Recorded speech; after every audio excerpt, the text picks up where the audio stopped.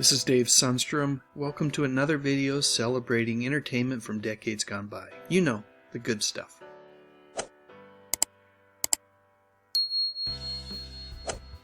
There's a decent chance right now that you might be saying to yourself, who the heck is Angela Aames? And you know what? You're probably not alone in not really recognizing her name right away. However, there are those of us who remember her from the John Ritter TV movie The Comeback Kid. And there are others who probably remember her from low-budget flicks like Fairy Tale, where Angela gave her all in the role of Little Bo Peep, or the slightly less racy teen comedy Hots. Now, neither of those movies were very good, but they had their fans.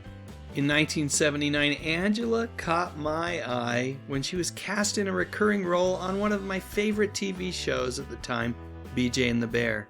She was a character aptly named Honey, and was one of 7 gorgeous trucker ladies who worked alongside Mr. B.J. McKay.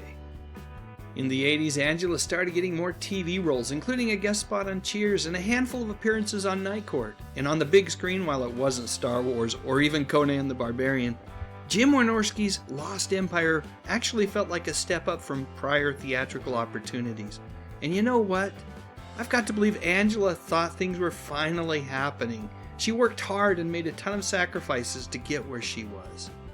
In 1984, Angela was cast in one of Tom Hanks' earlier efforts, a movie called Bachelor Party. Remember that one, anyone? It was Angela's biggest movie up to that point, and from everything that I've read, I think it's fair to say that she was pretty darn excited to be involved in this production. It was, simply put, proof that her hard work was paying off. A year later, Angela got another big role in the 1985 film titled Basic Training. It was a fun little comedy that also starred Rhonda Shear. Anyone remember her from USA Up All Night? So anyway, the point that I'm trying to make is that I've got to believe that Angela thought things were finally really happening, smooth sailing, real stardom, and everything that came with it was just around the corner. She was so hungry for it. After all, there were folks back home who were worrying about her, concerned that she might not find the success that she wanted so desperately. As a young girl who had been raised on a Native American reservation in South Dakota, the deck seemed like it was stacked a bit against her. As she got older and started to realize how much she loved acting, her mother, concerned about her daughter's future, had offered to send her to law school.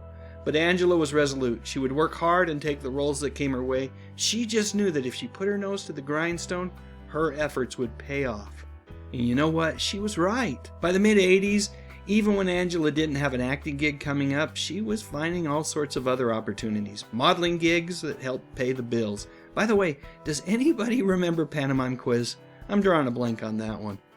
And Angela was still getting roles, not big ones, but she showed up in a horror flick called Shopping Mall and was cast in a Dom DeLuise pilot for a TV series that I don't think made it past the first episode.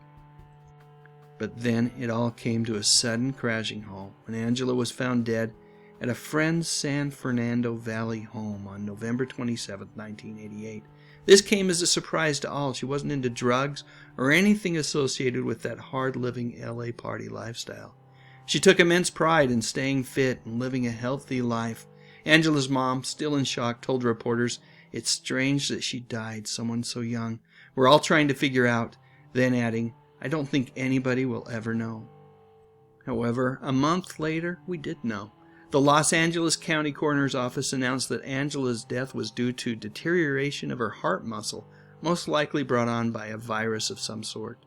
The official scientific term is idiopathic cardiomyopathy, and apparently it isn't all that uncommon.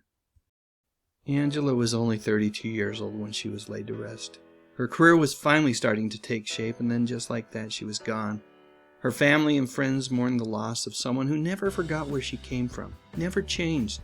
She was the same wonderful, kind-hearted person she had been when she left for Hollywood a decade earlier. And the rest of us, well, truthfully, many of us, myself included, we didn't really notice. It's no one's fault. She just wasn't a household name. But she is worthy of remembrance. Folks, please share your thoughts and memories in the comments section. And if you found this video interesting, I would appreciate a thumbs up. Maybe even consider subscribing to the channel. I talk about music, movies, and mostly TV from decades gone by. But most importantly, as always, thank you so much for watching.